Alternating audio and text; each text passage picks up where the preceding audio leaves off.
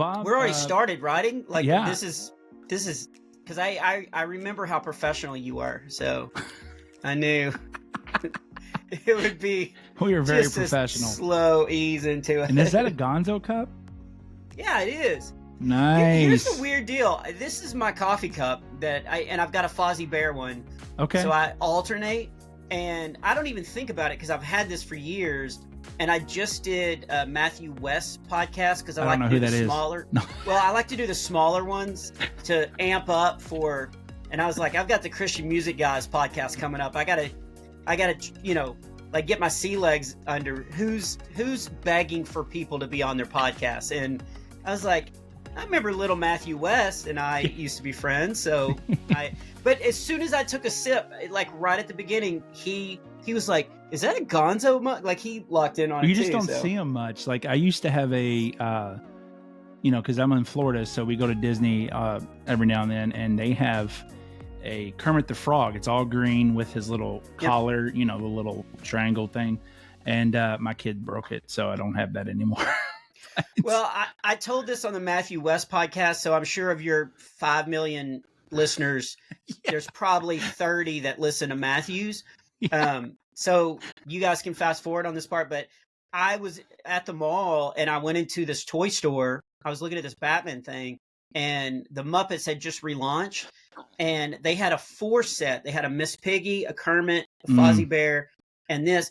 And I think it was $12 for the whole thing. Wow. And so I like reached up on the shelf and pulled it down, and I kept thinking, okay, it was mismatched, or I told Matthew, I was like, I'm just used to the Goodwill tag, so I know what the colors mean. But so I bought it, and I even ran out of the store holding it like I was stealing it. Like it was, but I'm down to 2. I'm down to Fozzie because again, we have 5 kids. So the Kermit and the Piggy got broke pretty quickly. Yeah. Yeah. That's what I grew up on, man. That's how I learned. Yeah. That was a big, because it was stuff that was funny to my parents and funny to me as a kid. So actually I didn't mean for this to be a great segue, but my Average Boy character, when I started writing the Average Boy column for Clubhouse magazine, I was like, I want to write. So I grew up on Looney Tunes and Muppets, and they were funny for adults and for kids. And I was like, so when I write this column, I never thought it would turn into books and a podcast and all that, but I thought I want to be, if a parent is reading to their kid at night, this Average Boy story, I want it to be fun for the parent as well. Cause I've read tons of books to my kids, late at night and being like, okay, I need to start writing my own stuff because this is terrible. But my kids liked it. But so, so the Muppets actually really kind of helped influence the way I started writing when I did start the Average Boy column. Yeah, they're, I don't know if you've ever done the 3D show at Disney, the Muppets 3D. I have, yeah. It's really cool. And then that guy, I don't know the character's name, but the big hairy dude with the big old nose comes out like in real life in that costume. It's pretty cool. And did they have the rat tails underneath the seat that hit you and stuff like that? Yeah. It's pretty cool. Here's what's crazy about that. I took my kids, but they're not used to me spending big money on entertainment. So when the rat tail hit my kids' feet, they just assumed I was in a, like a budget theme park. And so they were like, yeah, that's a rat. It didn't even throw them because they're just used to it. Well, I used to read stories to my kids at night, but they got scared. But I looked, and I thought Stephen King was fine to read to my kids. But yeah, and it's long enough; they're eventually going to go to sleep. So I back you on that. I mean, who didn't want to fall asleep to Christine? That's funny. Well, Bob, you are one of our 3-time guests now on the show, and we love having you every time. Unfortunately, my other 2 brothers could not be here, but thanks, man, for coming back. They couldn't be there because of boredom. Is that they were like, seen it, heard it, like I got new stuff, man. yeah. Man, there's so much going on this year, and we'll get into what you got going on and 2024, what's happening so far. But what you mentioned earlier a little bit about focus on the family. How did that all came about? I know we've talked about Average Boy on here before, but how did they reach out to you? I mean, how did that connection happen? It was really cool. So I was on Festival Candios, and my first CD came out on Impop Records, which was basically Peter Furler's record label, the lead singer of the Newsboys. And it went out, and it went out to everybody, but they also had a publicist. And so the publicist sent it to all these organizations and stuff, and Focus on the Family got the CD and listened to it. And then Jesse, who's turned out to be my editor and co-author of the books, and like I'll never do an Average Boy project without him, because first of all, he corrects all my spelling. So that's like, I remember when I got the second book deal, I noticed that the timeline was a month later than the first one was, and I was like, I'm in this writing zone. I can write a book faster than that. And Jesse was like, yeah, I'm going to need an extra month to work on the spelling and to, diagram the sentences and stuff. And I was like, okay, that's fair. That's fair. But Jesse reached out to me, and he was the editor of Clubhouse magazine. And he was like, hey, I just listened to your CD. And at the time I was doing, 80 plus youth shows a year, probably 100. And so all my material was really geared for kids anyway. I had the word booger in my act 3 times. So, I mean, it was definitely geared toward that demographic. And Jesse was like, man, your stuff's funny for kids. Have you ever thought about writing a humor article? We have Clubhouse magazine for middle school kids. And here's the crazy thing. I never wanted to be a comedian, didn't think I could ever do it. It never even entered my mind. But when I was little, I was devouring books because I grew up way out in the country, and we couldn't afford the tinfoil to be able to get the reception on the TV. And so I just read all the time. And I read all these humor articles in magazines, and I read these humor books and stuff.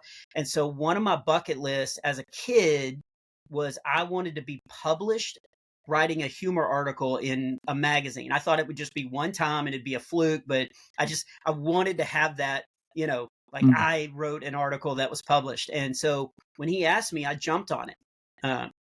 So it was their back to school issue. And so I have this true story of me getting a horrible haircut right before I went back to school. And so I wrote that story, but as I was writing it, I thought of a cell phone joke. And because my age bracket, I missed the whole cell phone thing in middle school by 2 years. And so I forgot that you go along with anything I say. I love that. I absolutely. Matthew spit out his coffee when I said that. He was like, yeah, whatever. I knew you back in the day, but yeah, I missed the cell phone. So I thought, well, wait a minute. I really want the cell phone joke to go in this, but because of my age, I was like, it can't be me. So I just made it a generic character. So I made it this Average Boy character, and just named him Average Boy because, like growing up, I was an average kid and I wanted to be good at everything, but I realized I really couldn't. But then because of my faith, I realized, oh, I'm kind of a superhero anyway because I got God on my side. And so that I created Average Boy, it was supposed to be one article, and wrote it about getting a horrible haircut and going back to school and, all the pressures of that. And then kids started writing into Clubhouse magazine saying, hey, that was really funny. Can an Average Boy write another article? And so Jesse was like, hey, do you want to do a column? And, I was on the road a lot and I had lots of downtime in hotels and stuff. And I was like, yeah, I think I could do an article a month. And so I started doing that. And then it just kept, snowball rolling and getting bigger and bigger. And now you're buying motorcycles because of it. And now I'm buying motorcycles because of that. That's absolutely true. I bet our listeners, because we didn't even record that part, did we? I don't know. Yeah, probably. It was so. Again, I love the professionalism. Yeah, that is a word. I love that you're doing a callback from a conversation that we had before we started recording. That's so great. I mean, you'll be able to get a house in Mar-a-Lago, Yeah. And that's why the raccoon infection. No, I'm trying to do weird callbacks now to where listeners are like, what? And so the dog didn't make it. Yeah.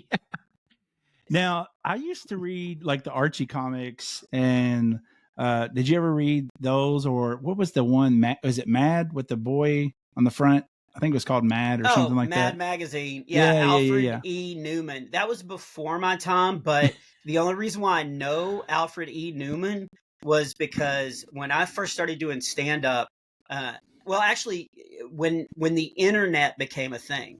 So I'd been doing stand-up for maybe, I don't know, 4 or 5 years before that, but then all of a sudden the internet exploded and you had message boards and you could post stuff, and people started saying, wait a minute, is Alfred E. Newman doing stand-up now? Like the trolls came out, and I was like, okay, so yeah, I wasn't allowed to read Mad Magazine, which I bet if I went back, it was pretty tame, but probably my said parents, poop. it probably said poop. And yeah, this Church of Christ boy was not allowed to know that poop exists, even though I was Or instruments. quite a Or creative. instruments. Yeah, or instrument. Yeah, that's what it was. Yeah, my parents were probably fine with the poop stuff, but at one point somebody was playing an instrument in Mad Magazine, and my parents was like, "No, Going to hell." That's a gateway to a full band." And I bet Alfred was playing a harmonica in one of the issues, and my parents were like, "That's a slippery slope, man." It's That's all what it downhill is. from here. Yeah. Oh, that's great. So my boy, I don't know if you remember, he has reviewed both of the Average Boy books in quite detail, and he's excited. We got him for Christmas. We ordered it the other day, your new one, Above Average Summer. And it's funny. Look who's a professional. Woo-hoo! Since it's video, yeah, the brand new one. It's in 3D. It's kind of like the Muppets 3D, and another callback, you know. Yeah, another great callback. But that was recorded. So yes, now you're slipping. Now you're doing callbacks that make sense. Like, what are we amping this up a notch? But yeah, so she was Googling it, and my wife is the same age I am, and she didn't have her readers on, and she typed it in, and it said Angry Boy, and she's like, Jacob, I can't find Bob's book. It just says Angry Boy. And I'm like, honey, because it's not an angry boy, it's an average boy. It's an she goes, I thought this is what I put in there. I said, no, it says Angry Boy. So, that's so great. It just pulls up a photo of Tim Hawkins, just so angry. Or Tim Walls. Yeah. Oh yeah. Well, I don't know what demographic your listeners are, or your listener. So yeah, I'm just being very careful of that. Well, that's another thing with that's another thing, again, not to keep referencing Matthew because he's got all the publicity he needs, but that's something we talked about, how we kind of steer away from anything political right now, because you used to be able to make jokes, and you could make jokes on both sides, and both sides people would laugh, you know, even at themselves, and then laugh a little harder if you're picking on the other side. But now it's so divided that it's a comedy rich environment, right? And as soon as you put your foot out, you're going to step on a landmine, you know, like it's just so dangerous. Speaking of Matthew, we did have him on the show 3 weeks ago, earlier in October, and he had talked about because we were teasing with him with his "Don't Stop Praying" yard signs he was putting in everywhere, and I was like, Matthew, are you running for president? Are you putting in political yard signs? And he goes, no, and he said, I did make a video or picture with a red hat and it says "Make Prayer Great Again," and he was like, I got canceled quickly, and he was like, it was almost as bad as the time I did "Modest is Hottest" or whatever. And we talked about that because he was like, I got comments like, why didn't you make a blue hat also? Right. And stuff that you wouldn't even sit and think about. Like, that hat was hilarious as soon as it popped up. And the same thing with "Modest is Hottest." I was at the gym, and I was actually standing there. I was debating whether to go because they put the elliptical and the Stairmaster and all the cardio stuff upstairs. So you got to decide, is it worth like going up the steps to get up there? Is there an elevator? Not. But there's not an elevator, despite my emailing them once a month. They totally won't listen to me. But I remember when that like got him canceled. I was just scrolling through Instagram and something popped up, like a Matthew West thing, and I realized it had like 8,000 comments, and I looked, and he had just, and I think it was a photo or something, and it just was bashing him, and I was like, what did he put out? I thought, okay, I've known this dude forever, and his heart is about as pure as you could find in a guy, and so I started looking through all his recent videos to see what it was. And I saw The Modest is Hottest, watched it, and I actually thought, it can't be that, because it's so absurd. Right. Like, it's obviously a comedy piece, that it can't be that. And so I kept I'm actually mad about that whole situation, because it forced me to watch a lot more Matthew West stuff than I should have had to watch, because I didn't realize it was The Modest is Hottest that was getting him heat on that. I should have just been done, and moved on. It is crazy though. It really is. Like, yeah, you just he never was just know. trying to have fun. Yeah. I mean, it was so funny and absurd, but that's where we're at right now. That's where people are living. And I've talked to a lot of comics and musicians that it's just such a divide, and everybody's looking to pounce, Right. So, I think some don't really care, and some are careful.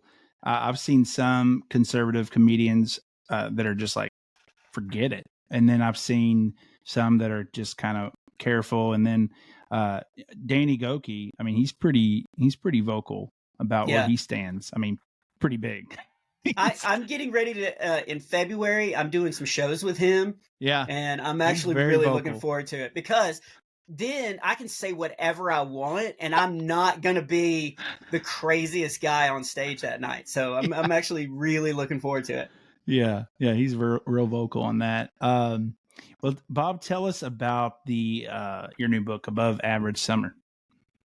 So the way it all started was, Average Boy was getting a ton of fan mail through the Clubhouse magazine monthly article. And then Jesse contacted me from Focus on the Family.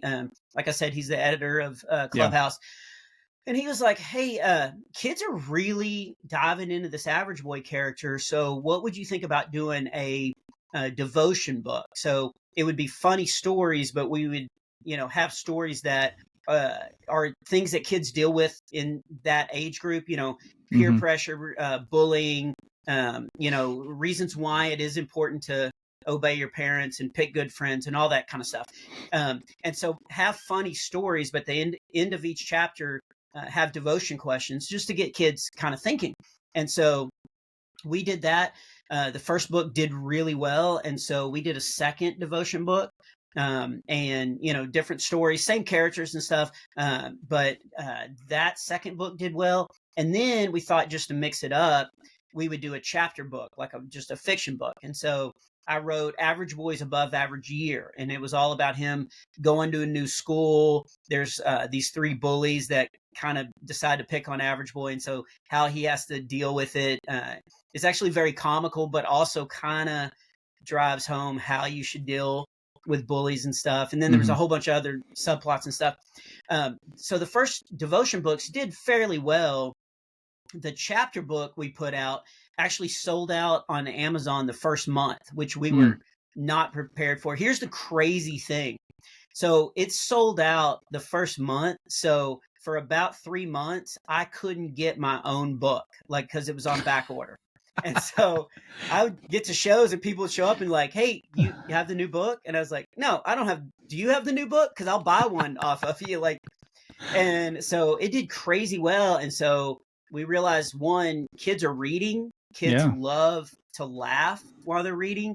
And so this fourth book, and it's the second of the chapter books, is so Average Boy had a crazy, awesome year. And so this fourth book is, then he has an above average summer. And so he decides, after he finishes his school year, anytime Average Boy has a little bit of time, he sets goals for himself. Now, they might be weird, crazy unattainable goals or whatever, but he realizes that time is a gift. And so he had this whole summer. And so he set a couple of goals, basically because Average Boy is me.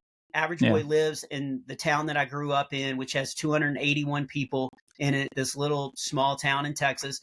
So one of his goals is he decides to, because his pastor is telling everybody to invite people to church, he decides he's going to invite everybody in the town to church. And so how he goes about that through the summer and the different ways he finds to, invite people that were burned by church, people that were just walking down the street and didn't really want to be invited or talked to, all that kind of stuff. The other goal is, because he lives right up at the back of woods, he decides to build a tree house out in the woods. And so Average Boy is fairly poor. And so how he goes about getting all the material to build a tree house is pretty funny. And then, not to give too much away, but there's a little forest fiend in the woods that are scaring him and his friends. And so they have to kind of decide how to handle that. And so, so it's just basically a story about a kid who has a whole summer to do things, and he sets some goals, and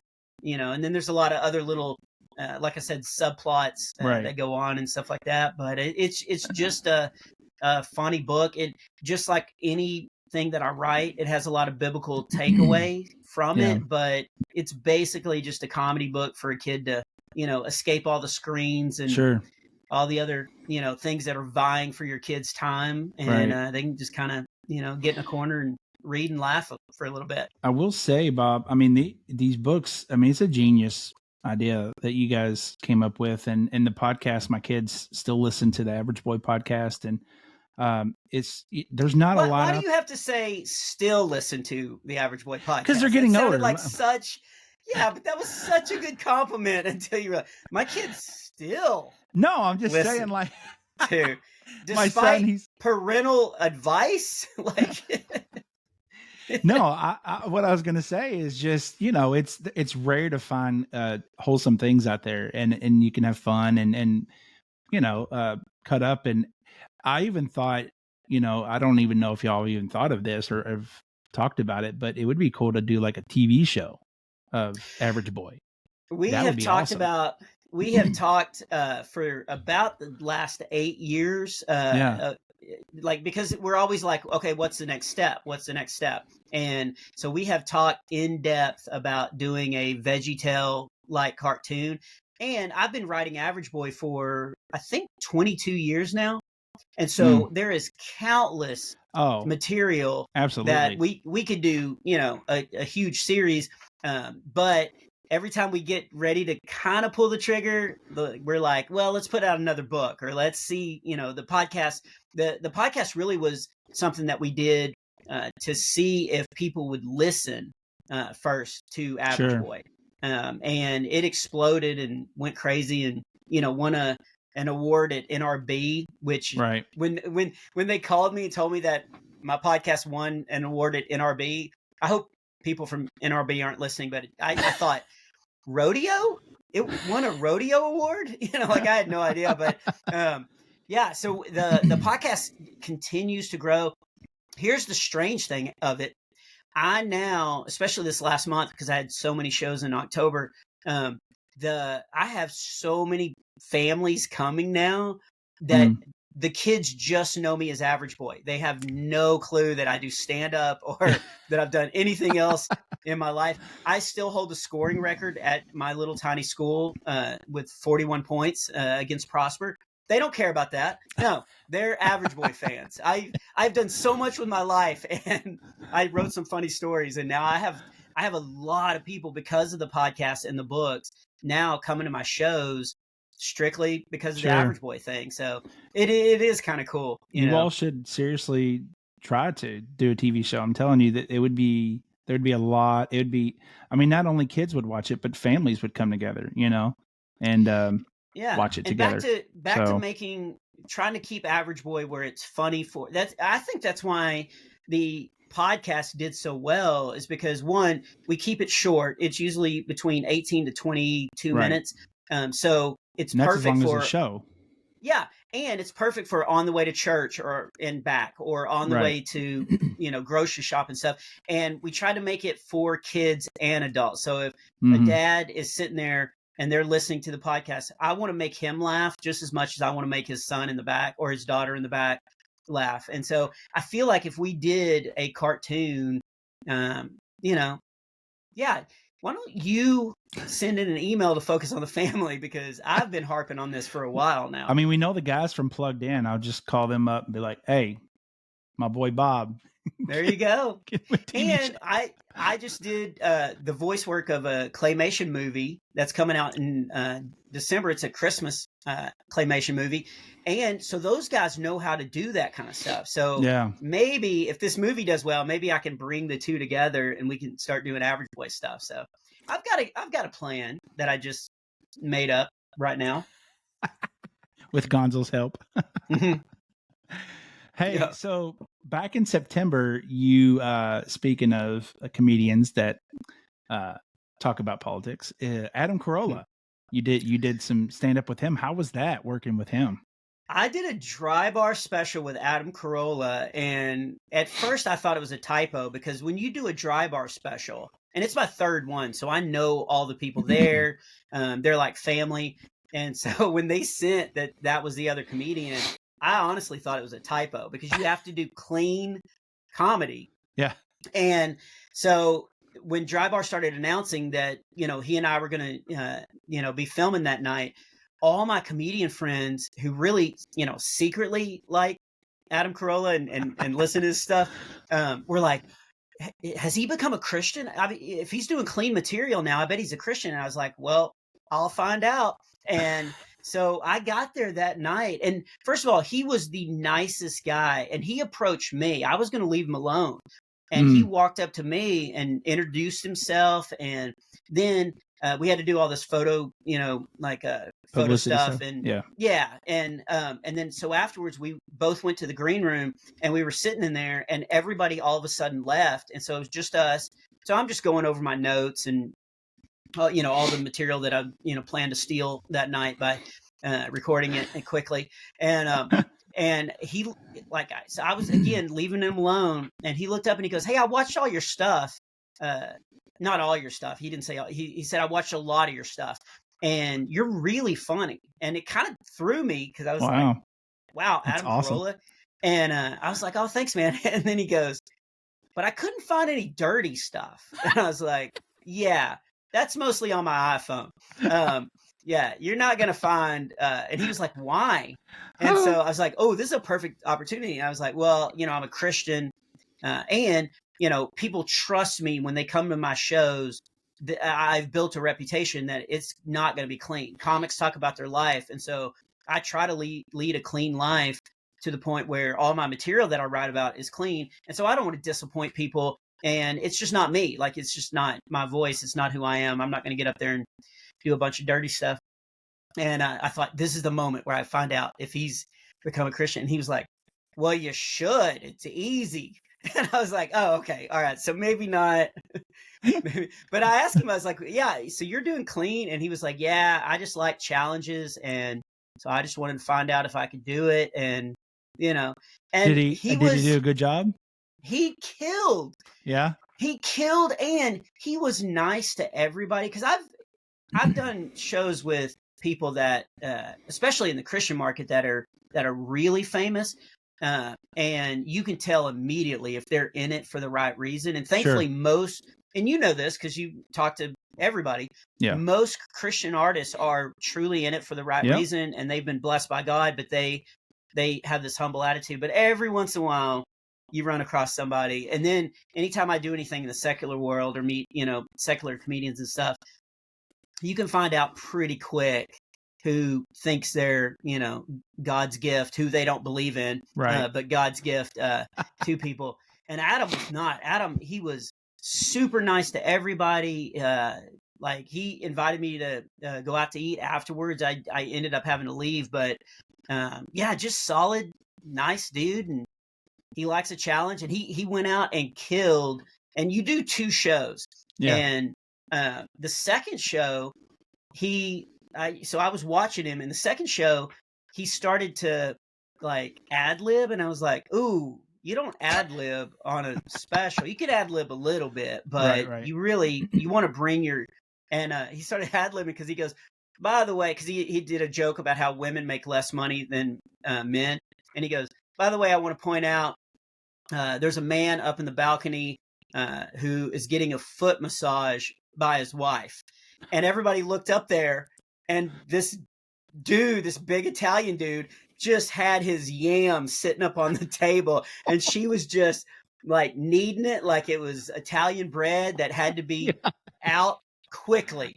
And he did like 15 minutes on that, and it was all completely ad lib, and it was brilliant. And so, I mean, he's a legit, like, very funny dude. When's that stuff air? I don't know. They've already sent me the footage for me to view and to see, and it took me about 3 days to stop crying. But then I sent them back notes of what I wanted and what I thought and stuff. So they have everything to put together. I just don't know how long it's going to take. And they film I think 4 comedians a week. So there's a lot of slots. So I have no idea, but hopefully by January, maybe. Yeah, that'd be cool. So, yeah. Well, we're going to do a new segment. We did it the other day with Mac Powell for the first time, and it went over well. Speaking of awesome people that are in it for the right reason. Yes. Dude. Did I tell you the story about, because people always ask me. In the airport? No, but that was a great story. Yeah, you were in the airport or something about eating or something like that, I think. Yeah, I was in Dallas, and it was super early, and there was a sign right by where you walk up to the restaurant, and I'm eating, and every time somebody comes up, it looks like they're approaching me. I'm going to retell it now that you started me. I can't stop. And I kept looking up, but they were just reading the menu that was right in front of me. And I was like, okay, I got to quit doing that. That's ridiculous. I'm going to enjoy my omelet. And then all of a sudden, this guy comes up, and then he just keeps getting closer and closer. And I'm like, not going to fall for it. Not going to fall. And then he gets where I can feel his breath. And I turn and I look, and it's Mac Powell, and he's just like right in. But no, because people do always ask me, like, hey, you've toured with all these bands, like, are they legit and stuff? So on the Take Me to Your Leader tour with the Newsboys, I rode on Third Day's bus, and it's just a bunch of dudes, so it was like a frat house and everything. And they were really into the JFK conspiracy theory stuff at the time. And so they had all these, and this was before like eBay and all the stuff where you could get stuff pretty easily. Right. But they somehow got all these, not professionally made documentaries, like all this, VHS tape, that somebody had made with their home recorder and put all this stuff together. And so we were going to watch one night, and I got on the bus, and it was about 1:30 in the morning, and they were already sitting in the front lobby. So all the seats were taken. And I was like, I was so tired, but I wanted to see, like, we were all going to watch this together.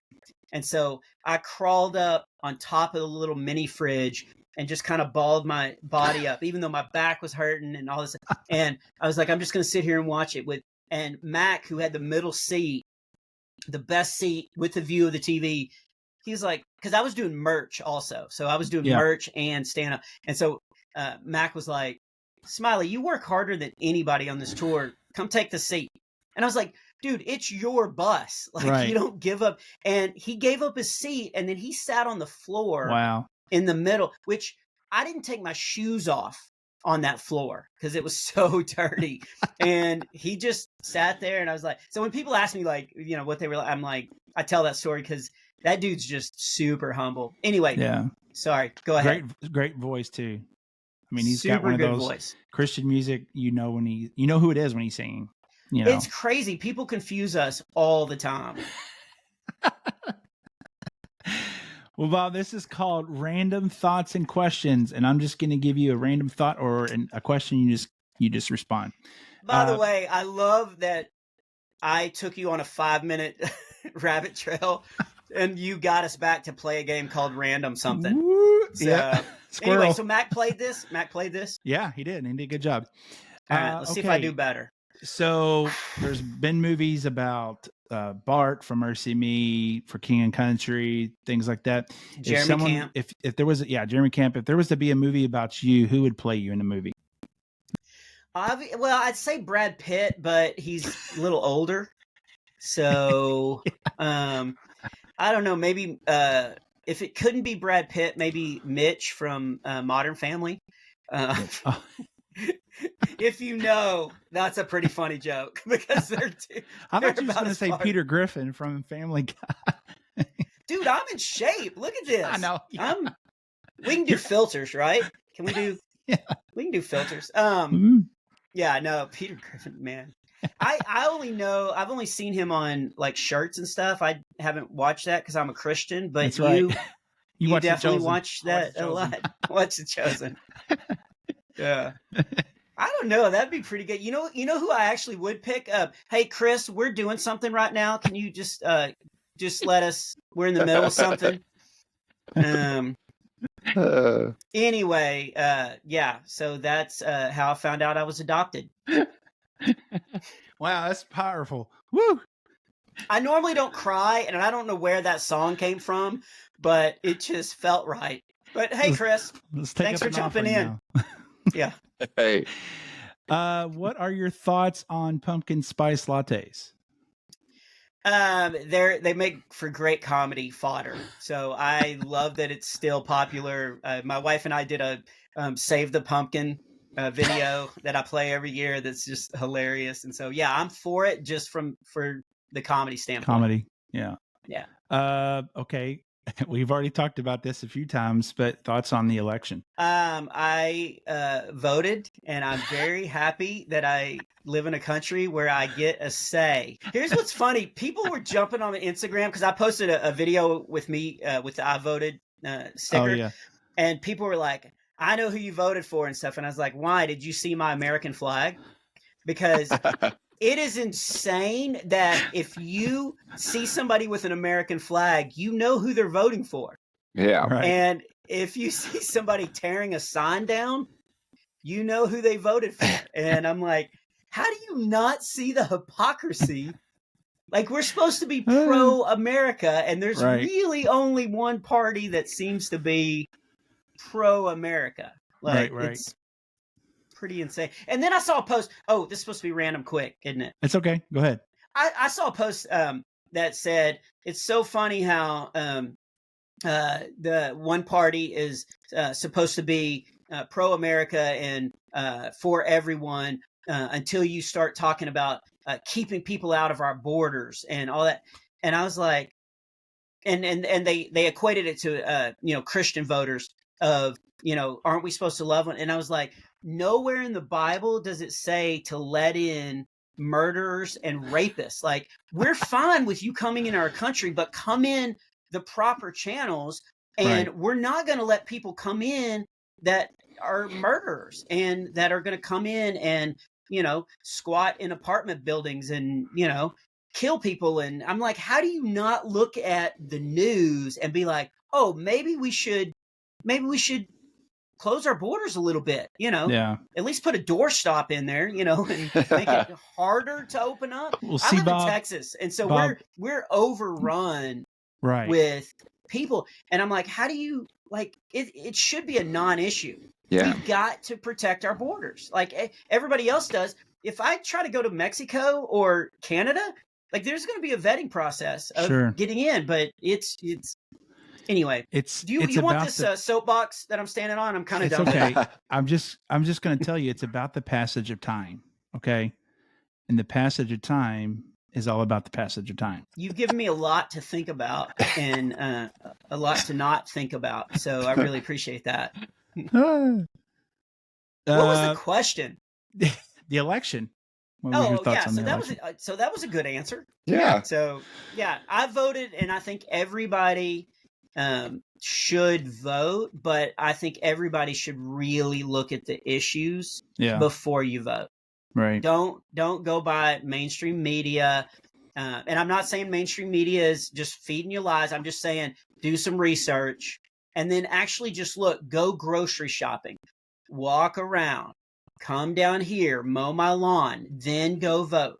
I'm just saying there should be some steps to. I'm just trying to. I don't want to mow my lawn. That's my next thing I have to do. A motorcycle. Yeah, buy me a motorcycle, and then you'll be part of the callback that was never recorded at the beginning. What are your thoughts on aliens and Bigfoot? Ooh, interesting question. I do think there are species out there that have not been discovered. So there could be a Bigfoot. Florida has the skunk ape. So I do think that there are probably things out there that haven't been discovered. But I think a lot of that stuff is fake. I think a lot of it is to sell T-shirts and all that kind of stuff. But here's the thing. I don't believe that there is Bigfoot out roaming, in the woods. But if somebody actually got a drone of Bigfoot, I'd be like, oh yeah, okay. And then I'd just go on with my life. Like it wouldn't shock me or anything. Right. What do you have a pre-show prep that you do? 1,000 one-arm push-ups, and then I gargle some Listerine. Okay. And only eat green M&Ms. Yeah, green M&Ms. I'm not on tour with jars of clay. I read their rider. It was pretty extensive. Yeah. Okay, we went on your Bob Smiley's thrift store on your website, and how come you do not have a Funko Pop of you? Actually, that I have a bobblehead. I just don't have it for sale. Yeah, look at that. Yeah. You need a Funko Pop. I need a Funko Pop. I raised my kids to, maturity and to, go out and take on the world as an adult. So my 24-year-old just recently got into Funko Pops and is collecting quite a bit of them. And he, about 2 weeks ago, mentioned like, you should get a Funko Pop. And so I started looking, and artists do sell Funko Pops at shows. So we may try it. So let me see how I finish financially this year. And then we might try it. Chris, we do the next one? I'm sure. Your thoughts on AI writing your jokes? Well, first of all, I'm against it. So my fourth Average Boy book, not to bring it back to promoting the book for parents to buy for their kids if they love their kids. But when I got the contract, this was the very first time that I've ever seen this, but this contract actually had a paragraph about AI, and it said only 20% of your book can be written by AI. Wow. And you have to note whenever you use AI. Here's the craziest part. It didn't say if you use AI. The contract basically was like, of course you're going to use AI. To the point where I was reading the contract and I was like, and the book was written already. And I was like, should I go back and use AI? So I'm against it, but my buddy Tim Hawkins and I have had lots of conversations about it. And I don't think he'd mind me telling you this, but he uses AI, I think, the way it needs to be used. If he wants to write a water park joke, he did this because I had a weird experience. I had to do a show at a water park and it was a nightmare. And so I was working on a bit and he was like, hang on. And so he wrote to AI or Chat GP or whatever it is, send me 6 water park jokes. And they sent 6 to him, and they were terrible. Yeah. But then he and I sat and riffed on those. And by the time we were done, we had a good comedy bit that we wrote together. But it was like spurred on by AI giving us suggestions. So I'm against AI writing stuff for you, but I'm not against like using it to kickstart an idea. Yeah. Right. Last one. Who is someone that you would love to tour with? Oh, that's a great question. Honestly, just because I just did Matthew West's podcast to get ready for this one, I would say because Matthew's funny. It's almost annoying. In fact, one time I actually called him and I was like, "Stop being funny. Stay in your lane. Write hit songs, and quit taking away my only talent." You should have said, Bob, you should have said, "Don't stop singing." Don't stop. He hadn't written that yet whenever I told him this. But I did text him one time and I was like, Hey, or I actually I posted this on X. I said, hey, Matthew West hadn't put out a hit song in the last 8 days. Is he okay? Because he was cranking them out. And he wrote, I'm okay, I'm not, or whatever the quote was from the song that was a hit song at that time. You guys know what I'm referencing? Yeah. As I'm telling this, I realize I don't know the song, and now I really don't. If we could cut that part out, I'm fine, but I'm not. That's what he said. I'm fine, but I'm not. That's what he said. I'm yeah. broken.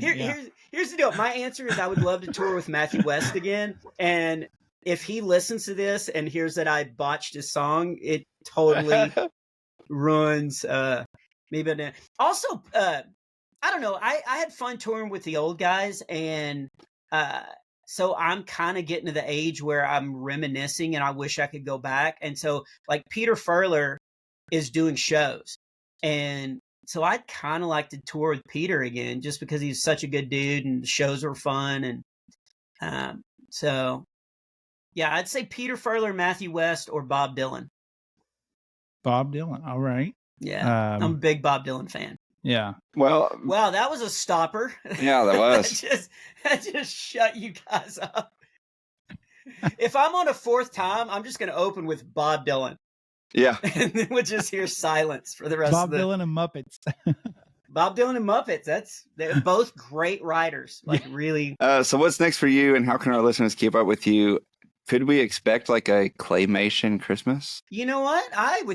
I just checked the weather, and I think everybody hopefully is in store for a Claymation Christmas. I'm so glad you popped on, Chris. Yeah. So I did a Claymation movie called Steal the Naughty List, and it's about two snowmen that are just full of themselves, and they're hosting what's it called? I should know all this. I'm not prepped for this. I'm promoting the Average Boy book. No, they're commentaries on this Christmas pageant sports competition that they're having, and they're just being rude. They're making fun of curling and everybody's athletic talent and stuff. And so the town gets fed up with it, and they kick them out of the town, and they put them on the naughty list. And so these two snowmen have to figure out how to get back and how to get off the naughty list. So at first they decide the best way to get off the naughty list is to steal the naughty list. And so they have to travel through the, snow and out in the woods and stuff. And they end up picking up, it's very Wizard of Oz. They pick up some other travelers that are looking for purpose in life and are just kind of lost. And so it is a blast. And that will come out, I think around Thanksgiving Okay. that will come out. So yeah, it's called Steal the Naughty List. They can find it on Apple iTunes, I think Amazon. BobSmiley.com. Both and you of your did home that pages. With Kevin Sorbo, you said? Yeah, Kevin Sorbo plays an angry wolf. And here's a great thing. I got to get a lot of my comedian friends in on it. So Leslie Robb plays a depressed ox. Christian McCartney. I don't know if you guys know Christian McCartney. The young dude. Sounds really familiar. He's like a young African American Jim Carrey. Okay. He is a ball of energy. So real quick story. My wife and I met him at the Christian Comedy Association about 4 years ago, and he was just starting out, and he approached me and he was like, I grew up listening to your stuff. And I was like, oh, that's cool. And so we just ended up hanging out the whole weekend. And I was like, I'm going to mentor this kid because I believe in him. He's super funny. And so, and my wife, of course, took to him like, oh, he's our, lost son that, we never had and all this. And so as we were leaving, I told Christian, I was like, dude, I'm here. If you have bad shows, call me afterwards. I can talk you through, the pain. If you have questions about bits, text me, which he's done both of those. And I was like, and if you want to do some videos together, we can, collab on some stuff, and I can, help get you some followers as you build up social media. And he was like, you have no idea how much this means to me. He was so nice. And then he left, and my wife said, is he even on social media? And I was like, well, let me check. And so I pulled up TikTok. And at the time, he had 3 million followers at the time.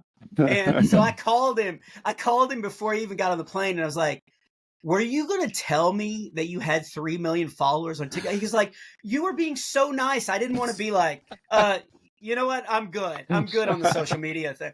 And so I was like, okay, well, could we do some stuff together and maybe you help me get some followers? But yeah, so he's in the movie. Robert G. Lee plays the wise old church mouse and all that. So there's definitely some really good comedians in it and stuff. Adam Corolla plays a mute snowman. So it's really, you don't really notice as much, but he nailed the part. He totally nailed the part. But yeah, Still the Naughty List comes out. It'll be out in November. If anybody follows me, I'll be promoting it and telling you where you can get it and all that stuff. Nice. Awesome. So great question, Chris. Any like Smiley Saves Christmas, Smiley Scared Stupid, like remakes, like no, just the home videos. But I'm not ready to release the home videos yet. But yeah, but it was fun doing the voiceover stuff. And if this movie does well, then we're going to get to do a sequel, and I'm going to actually be able to have a little more like I can, because the script was basically written once it got to me. But if this does well, then I can, actually have a little more say in the second movie and stuff like that. And so I'm super excited. I really hope this movie does well so we can turn this into a yearly thing, like a yearly Christmas movie. And it was just a dream. Do you guys know the old claymation thing, Davy and Goliath? Did you ever watch that? Sounds really familiar. Was that on TBN? I bet it was on TBN because it was a Christian show, but it sounds really familiar. But it was also on whatever you got. Like it showed up on Channel 13 where I lived, and it was on PBS, and it was it was on some network shows, but it would play Sunday mornings, and it was crazy because it like wrestling would follow it, so it was definitely a claymation, Christian show with good moral themes and stuff, and then back to the news and, all that kind of stuff. But I grew up watching that. And so it was like, I was always thinking, oh, if I could be in a claymation show or movie, it would be crazy cool. And now, again, back to the bucket list discussion I have, I'm about to tick off another bucket list thing in my life. So I'm pretty excited about it. Nice. Yeah. Well, to wrap up, we'd like to see if you'd be willing to share something that God has been doing in your life recently that would help build our viewer and listeners' faith. Great question. So what's he doing right? Oh, so this is the thing that I'm dealing with now is that the world is super loud. So from the time we wake up, and most of us wake up and grab our phones, there is so much noise in our life. And so this has just been starting in the last week and a half, because I went out to my parents' ranch because I was doing shows up in Dallas, Fort Worth. And then so I had time to go spend 3 days out with my parents. And so this is what God's telling me. Sometimes you need to stop and just listen. You need to just be quiet and just have a peaceful moment in this life. And sometimes you just need to be quiet and just read my word. And, so I've been trying to do that before I reach for my phone, or before, I start making breakfast for the kid, or, any of that stuff. Like, just have a little bit of moment of just quiet and just hearing from God, reading it just a little bit before I start the crazy day. And it really, so the past week, especially, I'll wake up and just have a little bit of time. I don't even get out of bed. I just literally just right there, have a little prayer time, have a little bit of just listening and asking God, like, what do you have for me today? Like, what do I need to accomplish today? And then I'll get out of bed, and it's like walking into the set of a movie that's already being, somebody had already called action, and it's just like, and all this stuff. But before I started having that little quiet moment, or I went out hunting at my parents' place and just sitting, out in the woods and hearing the quiet. I kind of forgot what quiet sounded like and looked like. And so I realized like we need that in our lives. We're not going to hear from God if we don't push the volume away from everything else. Yeah. So that's what I would say. Look at your life and seeing what you're spending your time on. And do you have quiet time where you can actually hear from God? If not, maybe time to make a change. And I think the best time to have that quiet time is when you're reading the credits of Still the Naughty List. So in December, when that comes out, like, let that be everybody who's listening's quiet time. Yeah. Well, Bob, thank you, man, so much. BobSmiley.com for your book, Average Boys Above Average Summer. Check out his Claymation special coming out Thanksgiving time. Tour, got a handful of tour dates still yet this coming, for finishing out the year. Are you going to be doing some touring next year? Yeah, my 2025, my calendar's actually a little more heavy than it normally is around this time. So I again, when I started this, I wasn't pursuing it. It literally was something God just opened the door and kind of kicked me through it. And so I've always lived my life of like, oh, well, I guess I'm going to do it through March because I have shows in March. And so, yeah, I'm looking at 2025 and I'm like, well, I guess I'm going to be doing it all year next year. So yeah, I've definitely got dates, at least one show a month to keep me going.